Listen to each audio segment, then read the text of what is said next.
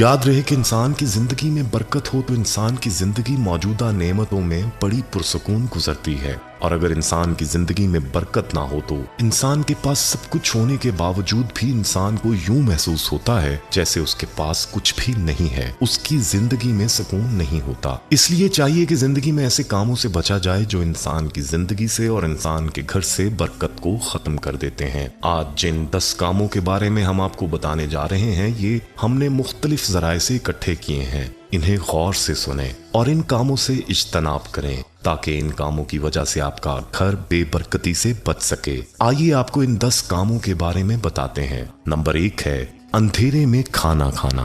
याद रहे कि अंधेरे में खाना खाना शैतान का काम है। इंसान को चाहिए कि वो रोशनी में खाना खाए, क्योंकि अंधेरे में खाने में कोई ऐसी चीज गिर सकती है जो कि नुकसान का बायस बन सकती है, और ये ना सिर्फ खाने वाले के लिए परेशानी का बायस बन सकती है बल्कि इससे पूरे घर को परेशानी हो सकती है, और यूं खाना जाया होने का भी एहतमाल है। याद रहे कि जिस घर में खाना जाया किया जाता है उस घर में परेशानी आती है। नंबर 2 पर रात को झाड़ू देना है। याद रहे कि झाड़ू देना और कपड़े धोना ये दिन के काम है, रात के नहीं। अल्लाह ताला खुद फरमाता है कि मैंने रात को सुकून के लिए पैदा किया है और दिन को काम के लिए बनाया है, इसलिए चाहिए कि दिन के काम दिन ही में करने चाहिए। जब दिन के काम रात में और रात के काम दिन में किए जाएंगे तो घर में परेशानियां आएंगी। यहाँ एक बात समझने की है कि बाअमरे मजबूरी तो शाम को या रात को झाड़ू लगाया जा सकता है। मसलन किसी वजह से घर में गंदगी बन गई हो तो झाड़ू लगाकर साफ कर दे, लेकिन रात के वक्त झाड़ू लगाने को आदत नहीं बनाना चाहिए। नंबर 3 पर जो काम है वो है फूंकों से चिराग बुझाना। याद रहे कि चिराग को फूंक मारकर बुझाने से मना किया गया है। जब कभी चिराग को बुझाने की जरूरत पड़े तो उसको हाथ की हवा से किसी और तरीके से बुझाना चाहिए, ना कि मुंह के साथ फूंक मारकर। इस काम को भी बेबरकती का सबब कहा गया है। नंबर 4 पर जो काम है वो है झूठ बोलना। याद रहे कि जो शख्स बात बात पर झूठ बोलता है उस पर अल्लाह ताला की लानत होती है, और जिस शख्स पर अल्लाह ताला की लानत हो उस शख्स के घर में रहमत के फरिश्ते नहीं आते, और जब रहमत के फरिश्ते नहीं आएंगे तो घर से बरकत खत्म हो जाएगी और घर में परेशानियां और बेबरकती आएगी। नंबर 5 है कब्रिस्तान में बातें करना और हंसना। याद रहे कि कब्रिस्तान में जाकर दुनिया की बातें नहीं करनी चाहिए, बल्कि कब्रिस्तान में दुआओं का एहतमाम करना चाहिए और कब्र को देखकर इससे इबरत हासिल करनी चाहिए कि एक दिन हमें भी इस दुनिया को छोड़ना है और इसी तरह से कब्र के पेट में जाना है। याद रहे कि कब्रिस्तान में जितनी देर भी रहे तो चाहिए कि कुरान की तलावत करे और जिक्र अज़कार करे, और कब्रिस्तान वालों के लिए इसका इसाले सवाब करे। नंबर 6 पर जो काम है वो है दिलो दिमाग में बुरे ख्यालात रखना। याद रहे कि बुरे ख्यालात का आना इंसान के बस में नहीं है, लेकिन खुद से बुरा सोचना और ऐसे ख्यालात को अपने दिमाग में रखना दुरुस्त नहीं है। ऐसे ख्यालात से इंसान को अपनी जान छुड़ानी चाहिए, और कहा जाता है कि जब भी बुरा ख्याल आए तो ला हौल वला कुव्वत इल्ला बिल्लाह पढ़ना चाहिए। यूं शैतान भाग जाता है और दिलो दिमाग से बुरे ख्यालात भी चले जाते हैं। नंबर 7 है बगैर हाथ धोए खाना खाना।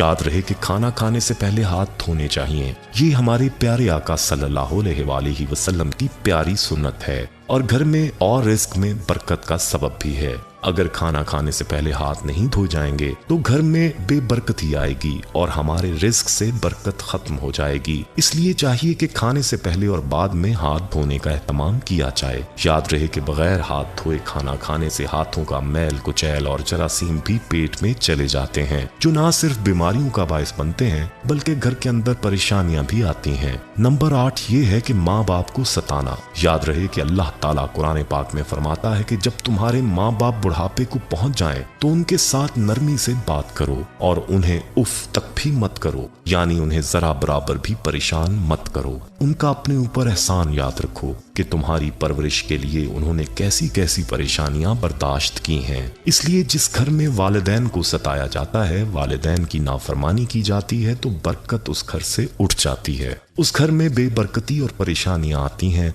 याद रहे कि माँ बाप को जब सताया जाएगा तो माँ बाप के दिल से बद्दुआ निकलेगी, और जब माँ बाप के दिल से बद्दुआ निकल गई तो फिर ऐसा शख्स कभी भी खुशहाल नहीं हो सकता। उसकी जिंदगी में परेशानियां ही परेशानियां होती हैं। याद रहे कि जिस तरह से वालिदैन की दुआओं से इंसान की जिंदगी में बरकतें आती हैं, इसी तरह से उनकी बद्दुआ से बरकतें खत्म भी हो सकती हैं। इसलिए हमेशा अपने वालिदैन की कदर करो। नंबर 9 पर जो काम है वो है घर में मकड़ी का जाला छोड़ना। याद रहे कि जिस घर में मकड़ी के जाले छोड़े जाते हैं और सफाई का ख्याल नहीं रखा जाता तो ऐसे घर में भी बेबरकती होती है। इसलिए चाहिए कि घर से मकड़ी के जालों को साफ किया जाए। नंबर 10 है अल्लाह ताला का शुक्र ना अदा करना, यानी खाना खाने के बाद और अल्लाह ताला की नेमतें इस्तेमाल करने के बाद अल्लाह ताला का शुक्र ना अदा करना, ये भी घर से बरकत को खत्म कर देता है। याद रहे कि अल्लाह ताला कुरान पाक में खुद फरमाता है कि अगर तुम मेरी नेमतों का शुक्र अदा करोगे तो मैं इनमें इजाफा करूंगा, और अगर तुम नाशुक्री करोगे तो अल्लाह का अजाब बड़ा सख्त है।